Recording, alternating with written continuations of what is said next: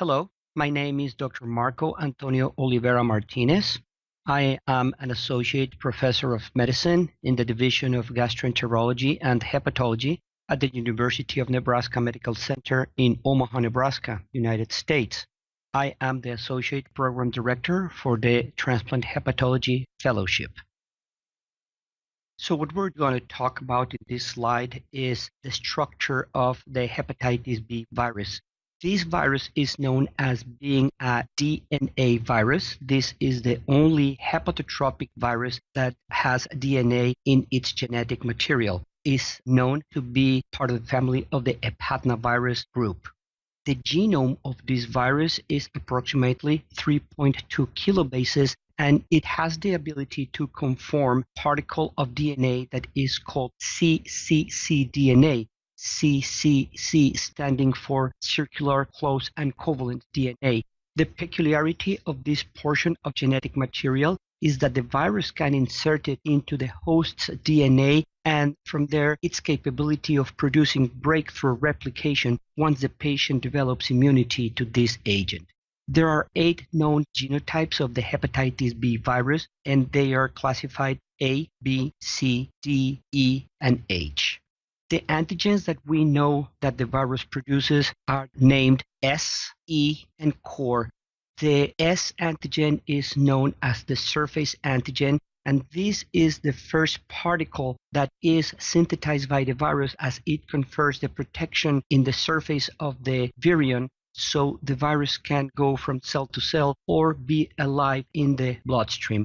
The E and the core antigens are particularly present when the virus is actively replicating.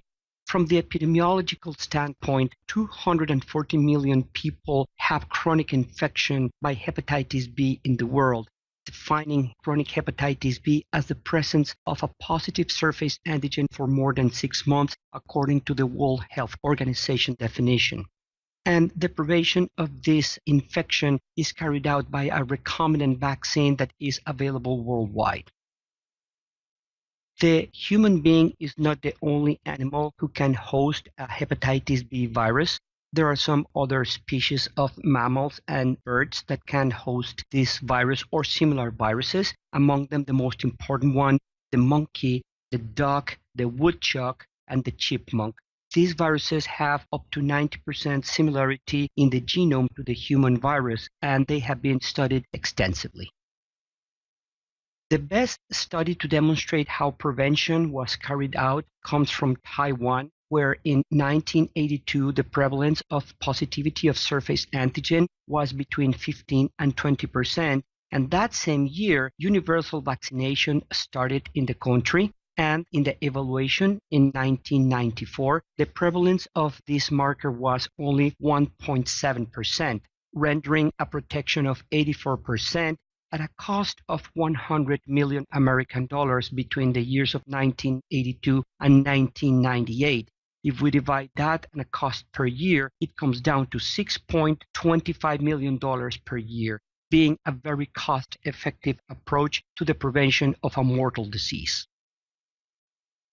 In this table, we can see the prevalence of hepatitis B surface antigen in different age groups. As we see in the first row, those individuals acquiring the infection before 1 year of age was 5.1% before the vaccination started. And after the universal vaccination in 1994, the prevalence came down to 0%. As we can see in these 2 columns highlighted in red lines, up to 7 and 8 years of age, basically the prevalence from 10% came down to approximately 0%, demonstrating that the vaccination is very effective in preventing the disease. And as you can see in the lower part of the slide, in Thailand, the cases were exactly the same, decreasing the prevalence of hepatitis B surface antigen from 5.4% in 1998 to 0.8% in 1993. The hepatitis B universal vaccination can prevent up to 90% of the infections when the 3 doses scheme is received by adults, up to 95% in those teenagers receiving 3 doses of the vaccine at baseline, 1 month and 6 months, And it is worth to mention that the immune response decreases with age, being at 60 years down to 75% from the previous one that we noticed that was up to 90% in previous slides. The booster is only necessary in selected cases, such as in individuals who work in healthcare services. In this world map, taken from the World Health Organization, we can see the prevalence of surface antigen worldwide. In red, we can see the areas of high prevalence, which means that the surface antigen is present in more than 8% of the population. In yellow, we can see areas of intermediate prevalence, meaning 2 to 7% prevalence of surface antigen. And in green, we can see those areas of low prevalence, meaning that the surface antigen prevalence is less than 2%. 45% of the infected individuals come from endemic zones with high prevalence, such as China and sub-Saharan Africa. 43% of the infected patients come from intermediate prevalent zones, such as China, Laos, and Vietnam. And 12% of the patients who we see with acute or chronic infections come from areas of low prevalence. This being said, it's worth to mention that immigration has mixed all these areas together, and in some instances we can see high prevalence patients in low prevalence areas. The transmission of the hepatitis B virus can be vertical, meaning that the patient can acquire the infection at the moment of birth, and this is very common in areas with high prevalence of the disease. The parenteral route of transmission is very common in intermediate prevalence zones, and the sexual transmission is very common in those areas with low prevalence of the hepatitis B surface antigen. Also, it's worth mentioning that not all the areas have only one of these forms of transmission, and we can see mixture of all these three in all the world. It is worth mentioning that hepatitis B virus is 50 times more infectious than HIV and 10 times more infectious than hepatitis C virus. Those individuals who have positivity of a hepatitis E antigen have higher possibilities of transmitting this disease. In this cartoon, we can see the open reading frames of the genome of the hepatitis B virus. The S gene is in charge of encoding the genetic information that is going to develop the envelope proteins, the surface antigen, and in the case of the pre-S1 area, the regulator to synthesize the closed circular and covalent DNA, and in the case of the pre-S2 area, encodes the fusion sequence for the virus. In the case of the P gene, it is in charge of encoding the polymerase, the terminal protein, the reverse transcriptase, and the RNase. The X gene has pleiotropic effects in several encoding sequences, but is in charge of encoding the polymerase promoter. This gene is very important in the start of the replication of the virus, as it is going to promote the polymerase. In the case of the C gene, it is in charge of encoding the genetic information for the synthesis of the core antigen and components of the viral capsid. Before the open reading frame of the C gene, we find the pre-C or pre-core gene that is in charge of encoding the E antigen. Viral mechanisms are specific to the hepatitis B virus, and once the virus is present in circulation, it attaches to a specific cell receptor in the hepatocytes. It is then internalized and it suffers a process that is called uncoating, which means that the surface antigen is going to leave the virion particles free in the cytoplasm of the hepatocyte. And then these DNA particles themselves are going to migrate into the nucleus of the hepatocyte, having importation of the genetic material into the nucleus of the cell. Once in the nucleus of the hepatocyte, the virus is going to be able to have intranuclear repair of the DNA and is also going to be able to synthesize the circular, close, and covalent DNA that then is going to be inserted into the genetic information of the host cell. After this process is completed and the DNA is repaired, once in the cytoplasm, the viral DNA is going to take advantage of the human ribosomes to produce the transcription and translation of the viral information, and then the virus is going to reassemble in the cytoplasm and can be excreted from the cell. Once this happens, the virus can go and infect a different cell, can return to the same cell that gave it origin, or can go to the circulation to distant tissues. It is worth mentioning that despite the fact that the liver is the natural habitat of this virus, the virus can survive in other tissues. As for the immune reaction caused by the virus itself, we can see that once the hepatitis B virus is internalized into the hepatocyte, it's going to produce immunoglobulins by stimulation of the B cells in the peripheral circulation. Also, the virus is going to interact with the antigen-presenting cells, where it is going to stimulate the class II major histocompatibility complex that is going to occupy its receptor in the CD4 cell, ergo T helper cell, and this is going to unchain the cascade of cytotoxic T cells that are going to act against the infected cells.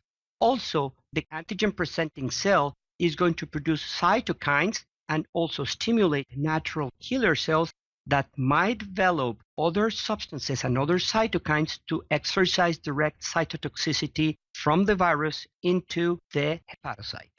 The natural response of this infection could be the clearance of the virus, apoptosis of the infected cell, or go to chronicity through necrosis of the tissue. In this slide, we can see the complete cycle of the virus, but the most important part is in the area towards the right of the slide, where after the reformation of the capsid, the negative and positive strand synthesis is the area where we can attack the virus, because these are the areas where the nucleoside and nucleotide analogs will take effect. These are the drugs that are now used in the treatment of chronic hepatitis B. If the infection is not resolved after acute bout of hepatitis B, then the patient will develop chronicity. The chronic hepatitis C serology is depicted in these curves. As you can see, the first antigen that is present in circulation is the surface antigen in the blue column.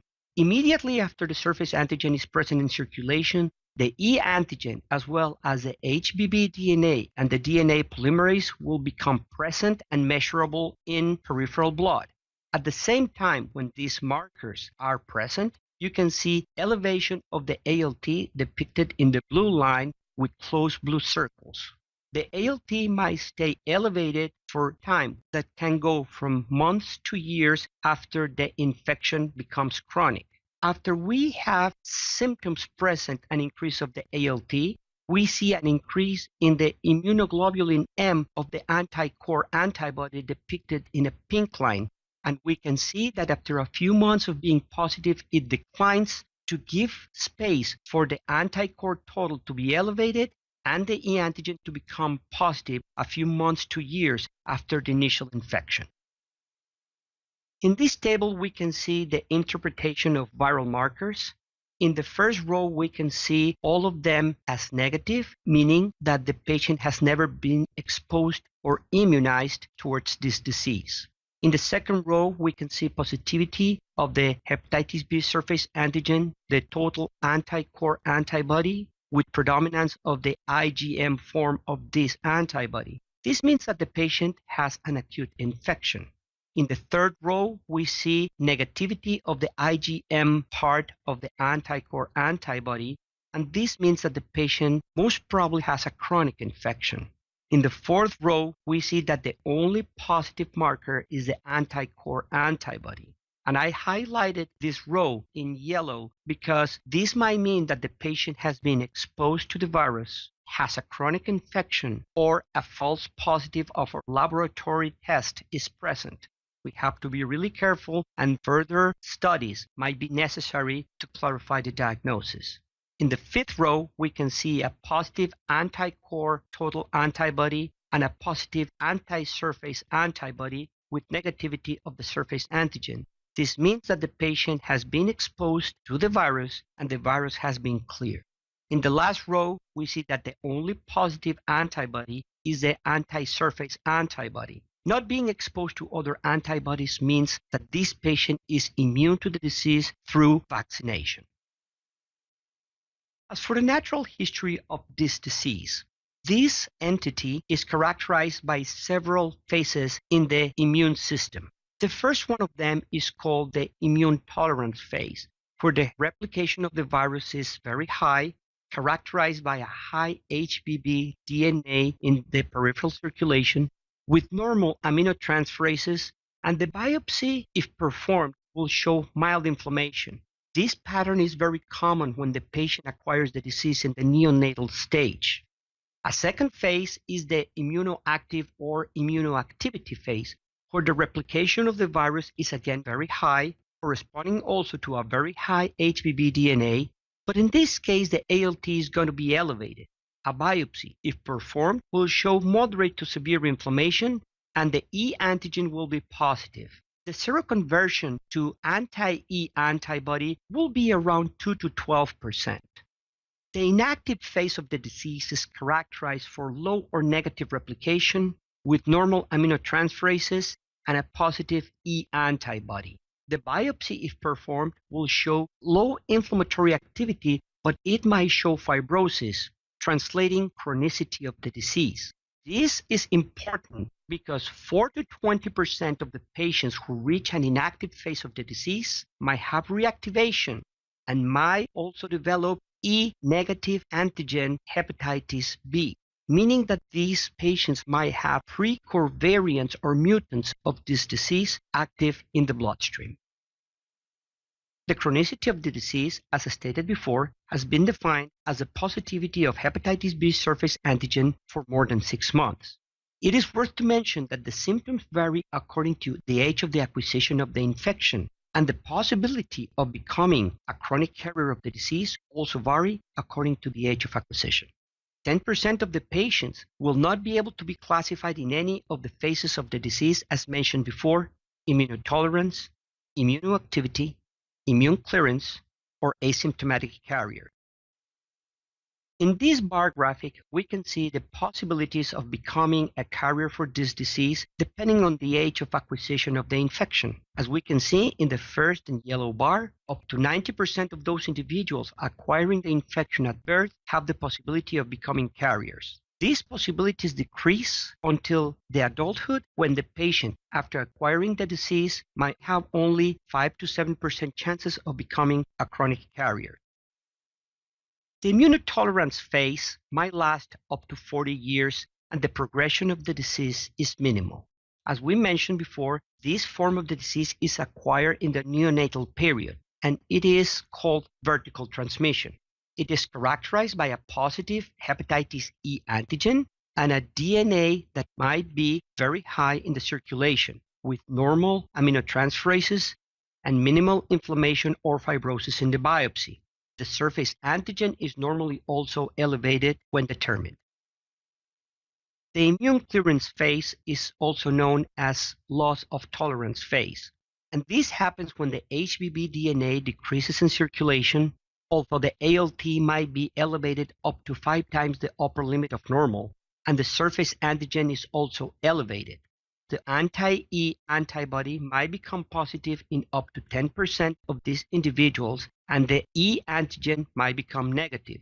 This very commonly occurs during adolescence and might be also characterized by intermittency between activity exacerbations and lack of inflammatory activity. This is the phase when the patient has the higher risk to develop cirrhosis or hepatocellular carcinoma. It is worth to mention at this point that this disease is characterized by a high risk of developing hepatocellular carcinoma in the absence of cirrhosis. The asymptomatic carrier is defined as a negative E antigen with positive E antibody, and this happens approximately at a rate of 0.5% annually during the course of the disease. The aminotransferases are normal, and the DNA is below 2,000 international units per milliliter. There is no necroinflammatory activity if biopsy is performed, and the concentration of surface antigen decreases. As we mentioned before, up to 20% of these patients might have a course with exacerbations in the course of the disease. When we have positive HBV DNA with a negative E antigen, we should be able to diagnose the presence of a precore mutant as a causal agent of this exacerbation of the disease. As for the goals of treatment, the first one should be the decrease of morbidity and mortality of this disease. Sustained suppression of the viral replication with normalization of the liver function tests. As secondary goals, we have to aim for the loss of E antigen with or without the presence of the corresponding antibody.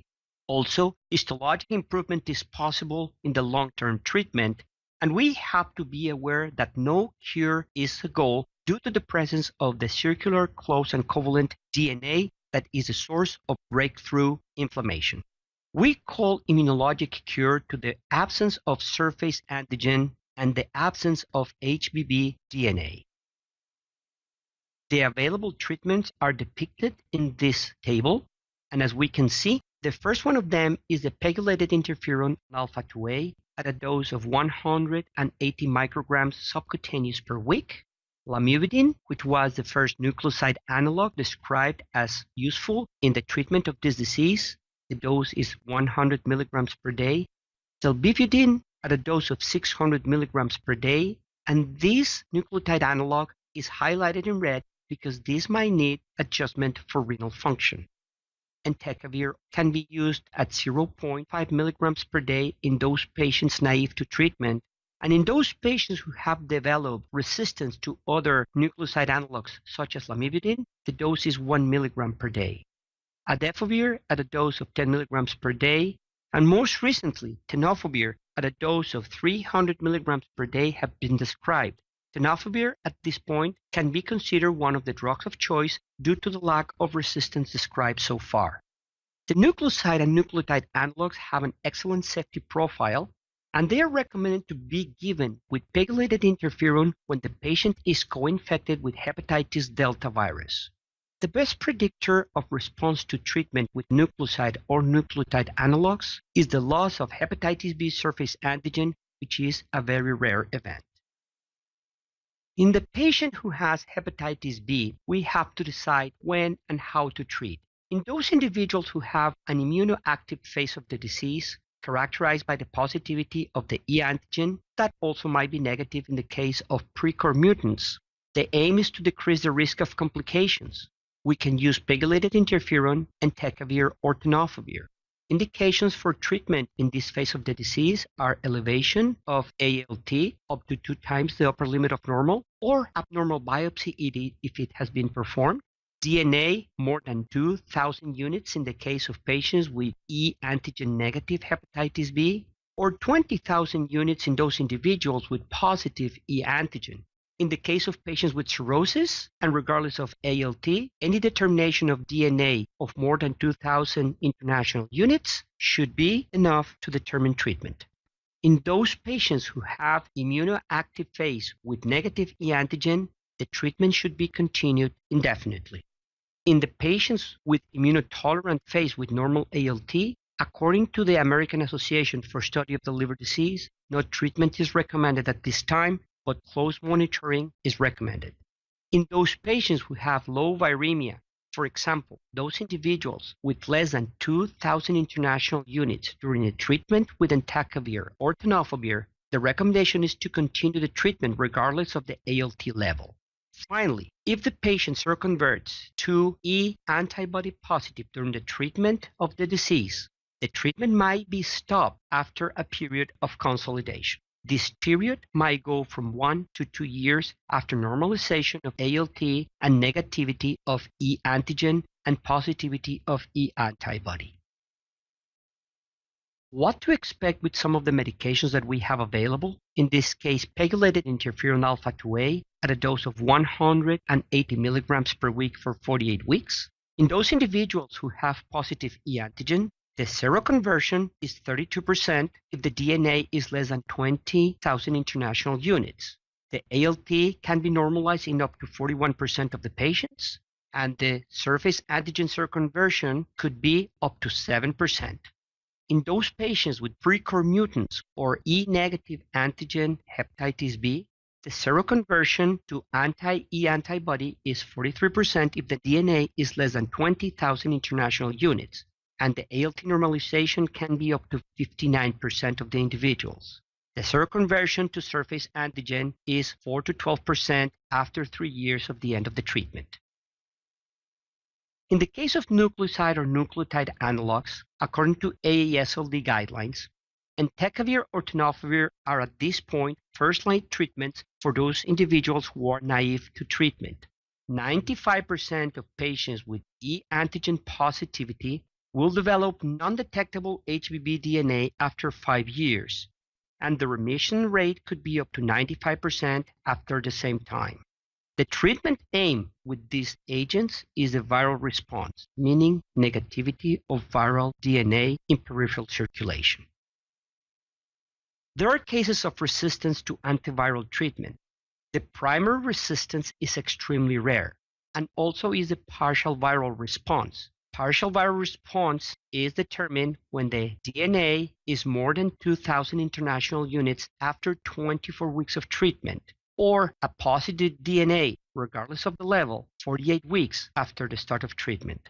We have to question the compliance to the medication, and if it is positive, then change the treatment. The viral relapse during treatment is very rare and might mean non-compliance of the patient. What to do if the patient presents with resistance to medication? As depicted in this table, if the patient develops resistance to most of the nucleoside or nucleotide analogs, the response to tenofovir is expected to be appropriate. So, patient will change from lamivudine, adefovir, telbivudine, or entecavir to tenofovir, as no resistance has been described to this agent so far. Mutations in the reverse transcriptase gene might confer resistance to some of the nucleoside or nucleotide analogs. In the case of adefovir, 2 of these mutations have been described. The first one is a substitution of aspartate for threonine in the amino acid 236 of the reverse transcriptase gene, known as RTN236T. The other one is the exchange of an alanine for a valine in the amino acid 181 of the same gene, and is known as RT181V. Both mutants are sensitive to lamivudine, so adefovir can be used in wild type and some mutants of the hepatitis B virus. A very well-known mutation is the YMDD mutation of the reverse transcriptase gene. The event in this mutation is a substitution of one of these 4 amino acids, tyrosine, methionine, aspartate. And in the case of the YMMD mutation, the substitution is in tyrosine, methionine, aspartate. There are also substitutions in the pre-S1 and pre-S2 genes of the S gene, and these substitutions confer also abnormal forms of the virus in peripheral circulation. The predictors of complication of this disease might be divided in those pertaining to the host. Family history of hepatocellular carcinoma increases the risk of the presence of the same neoplasia up to 4 times. And in the case of viral predictor of complications, 2/3 of the patients with hepatocellular carcinoma will be those with precore mutants or antigen E-negative hepatitis C. These patients are characterized to have very high levels of DNA in the circulation, and they might have precore or pre-S mutants circulating in blood. These patients most commonly present with post-seroconversion replication. What patients need screening for hepatocellular carcinoma? Those individuals of Asian descent, in the case of males carrying HBV at 40 years of age, and in the case of females at the age of 50. Carriers of hepatitis B virus with cirrhosis at the time of diagnosis. Carriers with high hepatitis B virus level and necroinflammatory activity in liver biopsy also at the time of diagnosis. Carriers of hepatitis B from Africa at the age of 20. Any individual with hepatitis B infection in the case of males at the age of 40 and females at the age of 50. And carriers in the tolerant phase also at the time of the diagnosis. In this slide, we have two survival curves. The first one shows in red the chance or the risk of recurrence of hepatitis B after transplant in those individuals who have had long-term treatment with nucleoside or nucleotide analogs. The yellow line shows the chance or risk of recurrence of hepatitis B after transplant in individuals with short-term treatment, and the green line, those individuals with no treatment. As we can see, no treatment and short-term treatment have basically the same risk of recurrent disease as compared to those individuals receiving treatment in the long term before the transplant. The survival in the second panel of this slide shows in red that the survival after 60 months in those individuals who received treatment long before the transplant is better than those individuals who received no treatment or short-term treatment before the transplant. The 5-year survival rate between 1987 and 1991 was just 53%. This was before the nucleoside and nucleotide analog era. Currently, the 5-year survival rate is 80%. In conclusion, hepatitis B virus has a universal distribution and affects approximately 1/3 of the world population. The immigration favors its expansion in low and intermediate prevalence areas. Hepatitis B virus genetic and immune mechanisms of action favor the chronicity and appearance of hepatocellular carcinoma. Prevention of this disease is cost-effective. The treatment prevents chronicity and the development of malignant neoplasias in the liver. Tenofovir is the first-line treatment without resistance.